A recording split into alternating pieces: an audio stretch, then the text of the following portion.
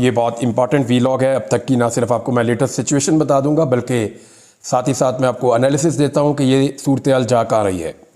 बहुत सारे लोग जो हैं पाकिस्तान में वो तज़ब्ज़ुब का और घबराहट का शिकार है। एक बेयकीनी की कैफियत है पाकिस्तान में, और ऐसा लगता है कि लोगों में ये घबराहट बढ़ती चली जा रही है। तमाम लोग ये सवाल पूछ रहे हैं कि अब क्या होगा, सूरत-ए-हाल किस तरफ जाएगी। एक अजीब जो है वो पाकिस्तान में कन्फ्यूजन पैदा हो चुकी है, जबकि रियासत और अपोजिशन दोनों जानिब से दोनों भी एक कदम पीछे हटने के लिए तैयार नहीं है। मैं कुछ चीज़ें पहले आपको क्लियर कर दूं कि ये कुछ अल्फाज इस्तेमाल किए जा रहे हैं सियासी जमात के लिए, यानी फसादी का लफ्ज़ इस्तेमाल किया जाता है, फितना का लफ्ज़ इस्तेमाल किया जाता है, मुल्क दुश्मन का लफ्ज़ इस्तेमाल किया जाता है, लफ्ज़ बलवाई को बहुत इस्तेमाल किया जा रहा है, शरपसंद, दहशतगर्द, मुल्क के दुश्मन।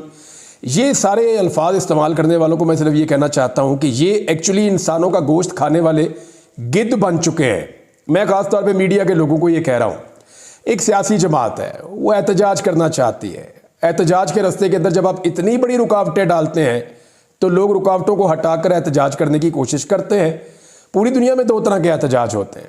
जो मुअज़्ज़म मुल्क है उन्होंने सीख लिया कि जब पब्लिक एहतजाज करना चाहे तो उनको उनका कॉन्स्टिट्यूशनल राइट दे देना है। वहाँ पर अदलिया आज़ाद है, मीडिया आज़ाद है, तो मौका मिल जाता है लोगों को, लोग बड़ी तादाद में निकल कर अपना एहतजाज रजिस्टर्ड करवा लेते हैं।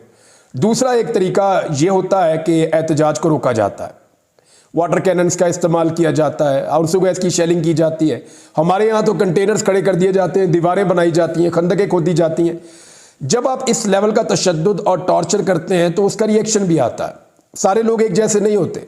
जब हज़ारों लाखों लोग निकले होंगे तो उनमें कुछ लोग जो है वो रिटेलिएट भी कर जाते हैं, और ये बात रियासत ने समझनी होती है।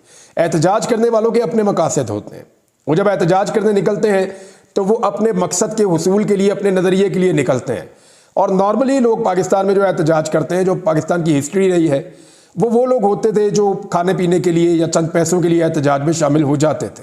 लेकिन अभी सूरत-ए-हाल मुख्तलिफ है, लोग नज़रिए के लिए निकल रहे हैं। तो रियासत को मुख्तलिफ लोग मिले हैं और रियासत इनको नॉर्मल लोगों की तरह डील करने की कोशिश कर रही थी, लेकिन लोगों ने बहुत मार खाई है। पाकिस्तान तहरीक इंसाफ की ये बहुत बड़ी कामयाबी है कि उन्होंने अपने कारकुनों को पुरअमन रखा। लेकिन एक अफसोसनाक वाक़े में, क्योंकि देखें जब लगातार आंसू गैस की शेलिंग होती है और पथराव होता है तो लोग उसकी जद में आते हैं। जहाँ बहुत सारे कारकुन अस्पतालों में पहुंचे, वहाँ पुलिस वाले भी पहुंचे। एक पुलिस वाला जहाँ बक भी हुआ है, और ये कहा जा रहा है कि ये किसी का पत्थर लगने से इनकी मौत हुई है। ये जहाँ बक हुए हैं पुलिस वाले इस्लामाबाद से। अब एक बयानिया बनाने की कोशिश की जा रही है कि ये सियासी जमात नहीं है, कोई दहशतगर्द है। मुझे अच्छी तरह याद है कि परवेज़ मुशर्रफ की डिक्टेटरशिप में जब नून लीग के खिलाफ मुकदमा दर्ज किया जाता था तो नून लीग के आगे लफ्ज़ गुंडे लिखा जाता था। आप निकालें, नून लीग वालों के पास आज पंजाब में हुकूमत है, वो उस दौर के सारे सियासी मुकदमात निकालें तो जैसे आज ये कर रहे हैं ना, बलवाई, फितने, शरपसंद, मुल्क दुश्मन अनासिर, ये सारा कुछ आज ये लिख रहे हैं। तो नून लीग के साथ एक लफ्ज़ लाजिम हो गया था और कहा जाता था कि नून लीग के गुंडे। तो ये चीज़ उन्होंने बर्दाश्त की हुई है, पाकिस्तान पीपल्स पार्टी ने भी माजी में की हुई है, लेकिन इसकी इंटेंसिटी इतनी ज़्यादा नहीं थी जितनी अब पाकिस्तान तहरीक इंसाफ के खिलाफ है। ये कल को इन्हें दोबारा बर्दाश्त करना भी पड़ेगा। यही चीज़ें एक मरतबा फिर इन सियासी जमातों के सामने आएंगी, लेकिन जब इनके सामने आएंगी तो फिर देखेंगे ये कैसे रिस्पॉन्ड करते हैं। लेकिन मीडिया को मेरा ये कहना है कि सारा मीडिया जानता है कि तहरीक इंसाफ एक ऐसी पॉलिटिकल पार्टी है जिसको पाकिस्तान में सबसे बड़ा मैंडेट मिला है, जिसको पाकिस्तानियों ने सबसे ज़्यादा सीटें दी है, जिसको पाकिस्तानियों ने सबसे ज़्यादा वोट दिए हैं। वोट ज़ाया कर करके, वोटों को नुकसान पहुंचा कर जाली फॉर्म 47 पे हुकूमत बनाई गई है। लेकिन इसके बावजूद ये लोग जब एक पॉलिटिकल पार्टी को और उसके कारकुन को इस तरीके से मुखातिब करते हैं तो इसका मतलब क्या है? इसका मतलब यह है कि ये गिद्ध बन चुके हैं और सियासी मुखालफत में बहुत आगे निकल गए हैं। उसकी एक रीज़न भी है ना। देखिए, जिन पॉलिटिकल पार्टीज़ को ये लोग पसंद करते हैं या जिन पॉलिटिकल लीडर्स को ये लोग पसंद करते हैं, यानी मैं आपको सिंपली ये कहूँ कि आज की तारीख में पाकिस्तान में जो पॉलिटिकल लीडर्स हैं उनमें मुझे इमरान खान बेहतर है। वो मुझे इसलिए लगता है, वो अपने नज़रिए की वजह से मुझे इसलिए लगता है कि उसने कम से कम कंप्रोमाइज़ नहीं किया, उसने कम से कम डील नहीं की, वो अस्पताल में जाके बीमार नहीं पड़ गया। तो मुझे लगा कि इमरान खान बाकी सबसे बेहतर है। तो ये मेरी चॉइस है ना। अब इमरान खान के साथ अच्छा होता है, बुरा होता है, ये उनकी पॉलिटिक्स है, लेकिन ये मेरी चॉइस है। अब दूसरी जानिब मैं ये देख रहा हूं कि कुछ लोग जिनको नवाज शरीफ पसंद है या आसिफ अली जरदारी पसंद है या कोई और लीडर पसंद है, वो लोग लगातार इमरान खान साहब को और उनकी पार्टी को इस तरह के अल्फाज बोल के टारगेट कर रहे हैं, जो अल्फाज मैंने आपको पहले बताए। उसका रीज़न ये नहीं है कि अभी कोई प्रॉब्लम है, उसका रीज़न ये है कि उनके अंदर एक एहसास कमतरी पैदा हो चुकी है कि मेरा लीडर तो बहुत अच्छा है या मेरी चॉइस तो बहुत अच्छी है, तो पब्लिक उसके साथ खड़ी क्यों नहीं होती। अब वो पब्लिक का कुछ और तो कर नहीं सकते, तो पब्लिक को वो बलवाई कहते हैं, पब्लिक को वो शरपसंद कहते हैं, पब्लिक को वो मुल्क दुश्मन कहते हैं, पब्लिक को वो दहशतगर्द कहते हैं। हालांकि जितनी मार पाकिस्तान तहरीक इंसाफ ने खाई, मैं चैलेंज करता हूं इसका 10% भी नून लीग नहीं खा सकती। वो भाग जाएंगे, मैदान छोड़ के चले जाएंगे। मैंने इनके लोगों को, इनके लीडर्स को मैंने भागते हुए देखा है, एक दफा नहीं 10 दफा भागते हुए देखा है। ये ख्वाजा आसिफ जो अब डींगे मारते हैं, ये पूरे मुशर्रफ दौर में दिखाई नहीं देते थे, ये नजर ही नहीं आते होते थे किसी जगह पे, किसी एहतजाज में ये गायब थे, सारे मुल्क छोड़ छोड़ के भागे हुए थे, एहसन इकबाल और ये सारे लोग। इन्होंने तो गुडी गुडी खेला है। ये नहीं, जनरल बाजवा के दौर में इनको हल्का फुल्का गिरफ्तार करके फुल प्रोटोकॉल दिए गए थे, उन प्रोटोकॉल्स के अंदर ये आते और जाते थे और इंजॉय करते थे। उस जेल में और इस जेल में फर्क है। इनके मुंह पे कभी काले कपड़े नहीं डाले गए, इनको कभी उल्टा लटका के नंगा नहीं किया गया, ना इनके ऊपर कभी करंट लगाया गया, ना इनको 3rd डिग्री का इनके ऊपर इस्तेमाल हुआ। वो पाकिस्तान तहरीक इंसाफ ने वो सारा कुछ बर्दाश्त किया है। इसके बावजूद देखें, किसी भी पॉलिटिकल पार्टी के वर्कर्स के साथ ये होगा तो वो रिटेलिएट करेंगे, लेकिन एक हद तक वो बर्दाश्त कर सकते हैं। मेरे ख्याल में तहरीक इंसाफ के कारकुनों ने बर्दाश्त की इंतहा की है। बदतरीन फस्तायत के बावजूद उन्होंने अपना टारगेट अचीव किया और वो डी चौक तक पहुंच गए। ये बहुत इंपॉर्टेंट है, डी चौक तक पहुंच जाना। वो पहुंच गए डी चौक तक, वहां पे आ गए, आके उन्होंने अपना एहतजाज रजिस्टर्ड भी कर दिया। अब इमरान खान साहब का फैसला है कि लोगों ने एहतजाज को आगे बढ़ाना है या इसको किस सिमत में जाना है, वो पार्टी लीड कर रहे हैं तो वो बता देंगे, उसके मुताबिक पार्टी मामलात को आगे ले जाएगी। तो ये चीज को तो आप यहां रोकें। अब अगर नवाज शरीफ के पीछे लोग नहीं निकलते, जरदारी के पीछे लोग इस तरह नहीं निकलते, बाकी लोगों के लिए नहीं निकलते, तो फिर आप गुस्सा पाकिस्तान तहरीक इंसाफ के कारकुनों पे तो ना निकालें ना, वो भी पाकिस्तानी है। अब आप उठा के कभी उन्हें कहते हैं पश्तून दहशतगर्द, कभी आप उन्हें कहते हैं कि ये फितने हैं, कभी आप उन्हें किसी नस्ल की वजह से, कभी किसी नस्ल की वजह से, कभी उनके ऊपर तासुब, कभी लिसानी तासुब, तो हर हथकंडा आप उनके खिलाफ इस्तेमाल करते हैं, कभी मजहब का हथकंडा आप उनके खिलाफ इस्तेमाल करते हैं। तो ये ना सिर्फ बदकिस्मती है बल्कि ये बुरी बात है, ऐसा नहीं होना चाहिए। कम से कम मीडिया को ये चाहिए कि एक पॉलिटिकल पार्टी को पॉलिटिकल पार्टी की तरह ही डील करे। जब मुशर्रफ दौर में नून लीगी गुंडे कहा जाता था तो मीडिया उनको नून लीगी गुंडे नहीं कहता था। मुशर्रफ के दौर में भी हमारी जो मीडिया थी पाकिस्तान की, उसका ये पहलू तो ठीक था, यानी मीडिया उस वक्त इस लेवल तक गिरा हुआ नहीं था जितना अब गिर गया है। यानी मुझे बहुत शिकवा हो सकता है किसी पॉलिटिकल पार्टी के कारकुनों से, मुझे बेशुमार गालियां देते हैं, बदतमीजी करते हैं, अजीब अजीब झूठ बोलते हैं, लेकिन इसके बावजूद कभी आपने मेरे मुंह से उनके लिए गंदी बातें नहीं सुनी होंगी, कभी मैंने उनको कोई इस तरह के खिताब देकर नहीं बुलाया होगा, फैक्ट्स के ऊपर बात की होगी, 10 दफा की होगी, लेकिन मैंने किसी को उल्टे नाम से नहीं बुलाया होगा। तो ये बाकी मीडिया को भी इस बात का एहसास करना चाहिए कि वो ऐसा ना करें। नाज़रीन, इस वक्त की जो सबसे बड़ी मुश्किल है और जो सबसे इंपॉर्टेंट चीज़ है उसकी तरफ आ जाते हैं, वो है आईनी तरमीम। अली अमीन गंडापुर की बाजियाबी कोई बड़ा मसला नहीं है, 1 2 3 4 5 6 7 8 10 दिन मैक्सिमम इतना टाइम ही रखा जा सकता है। तो अल्टीमेटली अगर गवर्नर राज लगा भी दिया तो थोड़े अरसे में अली अमीन गंडापुर सब बाहर आ ही जाएंगे, वो कोई इतना बड़ा मसला नहीं है। यानी ये है तो बहुत बुरा जो मिसालें कायम हो रही हैं। कल को मुझे पता है कि PMLN पीपल्स पार्टी अपने आप को इससे अलग कर लेंगे और पाकिस्तानी इदारों के गले ये वाली बदनामी हमेशा के लिए चपक जाएगी कि एक वज़ीर आला को 1 महीने में 2 मरतबा लापता कर दिया गया। देखें, जो पॉलिटिकल पार्टीज होती है ना, वो अपना बयानिया बना ही लेती हैं, आज नहीं तो कल बना लेती हैं। जो लोग भुट्टो के अंदर होने के ऊपर खुश हो रहे थे ना, बगले बजा रहे थे, इंजॉय कर रहे थे, वो सहाफ़ी बाद में भुट्टो की हमायत में लिखते और पढ़ते रहे और बोलते रहे। जो लोग शेख मुजीब के खिलाफ थे वो बाद में उनके हक में भी बोलते लिखते और पढ़ते रहे सानिया हो जाने के बाद। तो जो सियासी जमातें हैं या सहाफ़ी हैं, वो कहीं ना कहीं आकर अपना बयानिया बना लेते हैं, इदारे नहीं बना पाते। इदारों का ये काम नहीं होता ना, सियासी जमातें अपने आप को निकाल लेती हैं क्राइसिस में से, अपना बयानिया बना लेती हैं। कल को ये जमातें इस सारे सिचुएशन को, इन सारी चीज़ों को डिसोन कर देंगी और ये कहना शुरू हो जाएगी हमें अफसोस था, ये हम कुछ कर नहीं पा रहे थे। लेकिन इदारे इस दलदल में फंस जाएंगे और बहुत बुरी तरह फंस जाएंगे और उनका रिकॉर्ड ना सिर्फ ख़राब हो जाएगा बल्कि बहुत ज़्यादा ख़राब हो भी गया है। क्योंकि ये पाकिस्तानी मीडिया चाहे इसको रिपोर्ट ना करे, लेकिन इंटरनेशनल मीडिया इसको भरपूर कवरेज दे रहा है। कहाँ कहाँ पे दे रहा है देखें, मैंने जो अभी तक देखा, अल जज़ीरा पे, वाशिंगटन पोस्ट में, DW न्यूज़ पे, चाइना के मुख्तलिफ अखबारात हैं और मुख्तलिफ उनके जरीदे हैं, वहाँ पे लिखा जा रहा है। रॉयटर्स के ऊपर, AFP के ऊपर, गल्फ टुडे के ऊपर, और जो अरब अखबारात हैं मुख्तलिफ उनमें, तुर्किश अखबारात हैं उनमें, जो इंडियन अखबारात हैं उनमें, यूरोप में, अमेरिका में, हर जगह पे इसकी कवरेज हो रही है पाकिस्तान तहरीक इंसाफ के एहतजाज की। तो आलमी मीडिया इसकी कवरेज कर रहा है, पाकिस्तानी मीडिया जो है वो मजबूर भी है और वो कवरेज नहीं कर रहा। निज़ाम ने ऐसा लगता है कि ज़िद पकड़ी हुई है कि इन्हीं ख़ानदानों को इक़्तिदार में रखना है जो पाकिस्तानियों की नज़र में सारी खराबियों के लिए ज़िम्मेदार है, और इनकी खराबियों की निशानदेही भी ये निज़ाम खुद करता रहा है। ये भी एक बहुत बड़ी हकीकत है। आज निज़ाम उनके साथ खड़ा हो गया, लेकिन पाकिस्तानियों ने उनके साथ खड़े होने से इनकार कर दिया है। पाकिस्तानी इदारे जो गलतियां कर रहे हैं इसका खुमियाजा उन्हें भुगतना पड़ेगा, और ये जो सियासतदान है ये बड़े आराम से पल्लू छुड़ाकर निकल जाएंगे। ये मैं फिर बता रहा हूँ, पहले भी कई दफ़ा कह चुका हूँ। अब आ जाए एक मामले पे कि ये सब इस वक्त क्यों हो रहा है। गंडापुर साहब, मैंने आपको कहा बाहर आ जाएंगे। इमरान खान साहब आज नहीं तो कल वो भी बाहर आ जाएंगे। ये जितने कारकुन गिरफ्तार हुए पहली दफ़ा तो नहीं हुए, पहले भी हुए थे। तहरीक इंसाफ के 10,000 से ज़्यादा कारकुन गिरफ्तार हुए थे, अब 1,000 1,500 और हो गया, ये भी बाहर आ जाएंगे।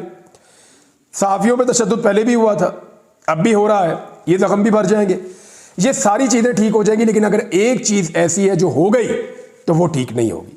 उसको ठीक करने के लिए फिर हो सकता है कि बहुत लंबा अरसा, हो सकता है सालों तक इंतज़ार करना पड़े, और वो है आईनी तरमीम। इस वक्त सबका फोकस आईनी तरमीम पे होना चाहिए। अपोजिशन का फोकस भी इस वक्त आईनी तरमीम पे होना चाहिए, और हुकूमत का पूरा फोकस इस वक्त है ही आईनी तरमीम पे। मैं आपको बता दूं कैसे। ये जितने MNA हैं ना पाकिस्तान तहरीक इंसाफ के, जिनको काबू करना है और उनसे वोट लेना है बाजू मरोड़ के ज़बरदस्ती करके, इन सबको महफूज किया हुआ था अली अमीन गंडापुर ने, और अली अमीन गंडापुर इस वक्त खुद गैर महफूज हो चुके हैं। तो इस वक्त 3-4 लोगों की बड़ी अहम रिस्पॉन्सिबिलिटी है। एक फैसल अमीन गंडापुर जो अली अमीन के भाई भी हैं और मेंबर कौमी असम्बली भी हैं, बैरिस्टर गौहर, उनकी रिस्पॉन्सिबिलिटी है, और स्पेशली जो नाम अब मैं लेने लगा हूँ, उमर अयूब साहब। उमर अयूब साहब की भी एक जिम्मेदारी है कि वो अब कुछ भी करके जो MNA जिनको अली अमीन गंडापुर ने महफूज किया था उनको बिल्कुल महफूज रखें, और कम से कम 25 तारीख तक, जब तक कादी फायद ईसा साहब रिटायर नहीं हो जाते, तब तक के लिए इस आईनी तरमीम का रास्ता हर हाल में रोकें। अगर ये MNA उनके हाथ से निकल गए तो खेल उनके हाथ से निकल गया, और ये आईनी तरमीम हो गई तो फिर ये बहुत लंबे अरसे के बाद जाकर रिवर्स हो सकेगी, और हो सकता है फिर इसको रिवर्स करना मुमकिन ना रहे, क्योंकि सूरत हाल का कोई पता नहीं होता। तो सबसे मेन चीज़ और मेन फोकस पाकिस्तान तहरीक इंसाफ का अगर होना चाहिए तो वो आईनी तरमीम वाले मामले के ऊपर होना चाहिए, क्योंकि जो MNAs हैं उनके ऊपर अब अटैक शुरू कर दिया गया है। आदिल बादशाही, आप जानते हैं, ये पाकिस्तान तहरीक इंसाफ के वोटों से MNA बने। इन्हें नून लीग का बयान अल्फी लेने पर मजबूर किया गया, इन्होंने दे दिया। ये नून लीग के लिखे हुए MNA हैं, इनके ऊपर कोई रेफरेंस कभी दायर नहीं किया गया। लेकिन गुज़िश्ता दिनों जब ये गायब हुए, गायब क्या हुए, मुझे पता है कि ये खैबर पख्तूनख्वा की हुकूमत से इनका राब्ता था। इन्होंने कहा जी कि मैं PTI के खिलाफ कभी वोट नहीं डालना चाहता, और उन्होंने इनको सिक्योर कर लिया। जब वो महफूज मुकाम पर पहुंच गए तो उसके बाद अब इनके प्लाजे गिराए जा रहे हैं क्वेटा में, जो पहले नहीं गिराए गए। इनके ऊपर रेफरेंस दायर किया गया जो पहले नहीं किया गया। इनके भाइयों के और ख़ानदान के ऊपर जो है वो शिकंजा कसा जा रहा है कानून का, जो पहले नहीं किया गया। कल तक ये बहुत अच्छा था, आज ये आईनी तरमीम के हक में वोट नहीं डाल रहा, तो ये गंदा बच्चा बन गया है। इसी तरह चौधरी इलियास, जिन्होंने काफ लीग को बयान हल्फी दिया था, उनके जब पब्लिक का बहुत प्रेशर आया, उनकी अपनी फैमिली का बहुत प्रेशर आया, मेरे उनके ख़ानदान के लोगों से बात हुई, तो उन्होंने कहा जी हम आपको गारंटी देते हैं, हम इनको वोट नहीं डालने देंगे। चौधरी इलियास साहब रूपोश हो गए और चले गए। अब उनके ख़ानदान को और उनको भी जो है वो स्क्रू किया जा रहा है, और उनके ऊपर दबाव बढ़ाया जा रहा है कि कुछ भी करके उनको वापस लाया जाए, और लाकर उनसे भी आईनी तरमीम के हक में वोट लिया जाए। इसी तरह जो बाकी MNAs हैं, उनकी इतलात आ रही है कि कुछ लोगों को पकड़ा जा रहा है, गिरफ्तार किया जा रहा है। तो इस वक्त रियासत अपनी पूरी ताकत लगा रही है आईनी तरमीम करने के लिए, लेकिन इस आईनी तरमीम के लिए रियासत को जो वोट चाहिए वो वोट पाकिस्तान तहरीक इंसाफ के हैं। तो तहरीक इंसाफ को अपने वोट हर हाल में महफूज बनाने हैं। फजल रहमान साहब ने कहा जी कि मेरे बंदे नहीं वोट डालेंगे, लेकिन 2 बंदे उनके डालेंगे। 2 बंदे हुकूमत के निकल गए। अगर हुकूमत के पास अब भी वोट है तो 214 215 वोट हैं, तो क्या तहरीक इंसाफ के 9 से 10 बंदे हुकूमत तोड़ सकती है? ये बहुत बड़ा सवाल है। और अगर तहरीक इंसाफ के 9 से 10 बंदे इन हालात में, जब अवाम तहरीक इंसाफ के साथ खड़ी हुई है और कोई भी तहरीक इंसाफ को छोड़ना नहीं चाहता, अगले 15 दिन तहरीक इंसाफ की क़यादत अपने वोटर्स, अपने MNAs को महफूज नहीं रख सकती, तो मुझे नहीं लगता फिर इनको सियासत करने का कोई हक है इस मुल्क के अंदर। सारी चीज़ें पुरानी हो जाएंगी, सारी चीज़ें रिवर्स की जा सकती हैं, सारी चीज़ें बदली जा सकती हैं, लेकिन अगर ये आईनी तरमीम हो गई तो अमली तौर पे पाकिस्तान में इंसानी हुकूक मुअत्तल हो जाएंगे, अदलिया की आज़ादी ख़त्म हो जाएगी। अदलिया जो है वो एक रबर स्टैम्प तरह की चीज़ बनकर रह जाएगी और अदलिया को कंट्रोल करने के बाद पाकिस्तान में हर चीज़ को मुक़तदरा जो है वो कंट्रोल कर सकेगी। इस वक्त एहतजाज की एक हिकमत अमली है पाकिस्तान तहरीक इंसाफ की कि अगर वो एहतजाज करना चाहते हैं तो करें, लेकिन इससे ज़्यादा ज़रूरी ये है कि वो अपने MNAs को हर हाल में अपने काबू में रखें। नाज़रीन, पाकिस्तान में कुछ चीज़ें पहली दफ़ा हो रही हैं। यानी एक वज़ीर आला को एक महीने में 2 मरतबा लापता किया गया, पहली दफ़ा हो रहा है। एक साबिक वज़ीर आज़म को एक अदालत के अहाते से गिरफ्तार कर लिया गया, पहली दफ़ा हुआ। 9 मई के वाक़यात हमने देखे, ये चीज़ें पहली दफ़ा हुई। फिर हमने देखा कि ज़रताज गुल वज़ीर साहबा को जो MNA है, नंगे पाँव नंगे सर उनको घसीट के ले जाया गया, ये हमने पहली दफ़ा देखा। बहुत सारी ख़वातीन की चादर और चारदीवारी का तकद्दुस पामाल हुआ, ये हमने पहली दफ़ा देखा। पंजाब में इतने बड़े पैमाने पर इंसानों का लापता होना और चादर और चारदीवारी का तकद्दुस पामाल होना, पुलिस का सियासी मकासद के लिए इस लेवल तक चले जाना, ये हमने पहली दफ़ा देखा। ये सारे मनाज़िर हम पहली दफ़ा देख रहे हैं। हो सकता है गवर्नर राज भी लग जाए खैबर पख्तूनख्वा में, लेकिन ये पहले भी लगता रहा है। तो क्योंकि हम ये बहुत सारी चीज़ें पहली दफ़ा देख रहे हैं तो हमें अजीब लग रही हैं, लेकिन दूसरी तरफ हम कुछ और चीज़ें भी पहली दफ़ा देख रहे हैं। हमने किसी पंजाब की जो एक अशराफिया है उसको पहली दफ़ा मुज़ामत करते हुए देखा। हमने पंजाब के अंदर जो मिडिल क्लास है उसको पहली दफ़ा सियासत के अंदर इतना ज़्यादा बाशऊर होते हुए देखा। हमने पहली दफ़ा आवाम को फस्तायत का मुकाबला सब्र से और पुरअमन तरीके से करते हुए देखा। हमने देखा कि एक लीडर ने जेल में जाकर घुटने टेकने से इनकार कर दिया, पहली दफ़ा देखा। यानी भुट्टो साहब के दौर के बाद तो देखा ही नहीं। हमने पहली दफ़ा ऐसा देखा कि एक आदमी ना बीमार होता है ना जेल से अस्पताल जाता है, पहली दफ़ा देखा। हमने पहली दफ़ा देखा कि इतने बड़े पैमाने पर कारकुनों की गिरफ्तारी के बावजूद पॉलिटिकल पार्टी नीचे जाने के बजाय ऊपर जा रही है। पहली दफ़ा देखा कि अदलिया ने सबने मिलकर एक इलेक्शन हराया एक पॉलिटिकल पार्टी को, लेकिन वो फिर भी जीत गई। हमने पहली दफ़ा देखा कि एक पॉलिटिकल पार्टी का इंतखाबी निशान ही छीन लिया। हमने पहली दफ़ा देखा कि एक पॉलिटिकल लीडर को गिरफ्तार किया गया और जब से वो गिरफ्तार हुआ तब से लेकर अब तक हमने उसको देखा ही नहीं, ना उसकी आवाज़ सुनी। तो ये बड़ी अजीब चीज़ है, ये सब कुछ पहली दफ़ा हो रहा है। तो ये एक नई तारीख बन रही है। जब बहुत सारी चीज़ें पहली दफ़ा हो रही होती हैं ना, तो फिर आप उम्मीद ना छोड़ें, क्योंकि हो सकता है कि पहली दफ़ा पाकिस्तान में अवाम का राज आ जाए। हो सकता है कि पहली दफ़ा पाकिस्तान में ये अंधेरा छट जाए। हो सकता है कि पहली दफ़ा पाकिस्तान में बंद कमरों के फैसले कलअदम हो जाए। हो सकता है कि पहली दफ़ा पाकिस्तान में मीडिया और अदलिया मुकम्मल तौर पे आज़ाद हो जाए। हो सकता है पाकिस्तान में पहली मरतबा हकीकी जमहूरियत और हकीकी आज़ादी आ जाए। तो ये चीज़ें पहली दफ़ा हो रही हैं, तो पहली दफ़ा हो सकता है ये भी हमें मिल जाए। लेट्स सी, देखते हैं कि इसमें आगे चलकर क्या होता है। कुछ और चीज़ें भी आपके साथ शेयर करनी थी, लेकिन यहाँ वक्त कम है और मुकाबला बहुत सख्त है, चीज़ें बहुत तेज़ी से गुजर रही हैं। धरने की अपडेट्स और बाकी चीज़ों की मैं आपको शाम में देता हूँ। अब तक के लिए इतने, अपना ख्याल रखिएगा, अपने इस चैनल का भी। अल्लाह हाफ़िज़।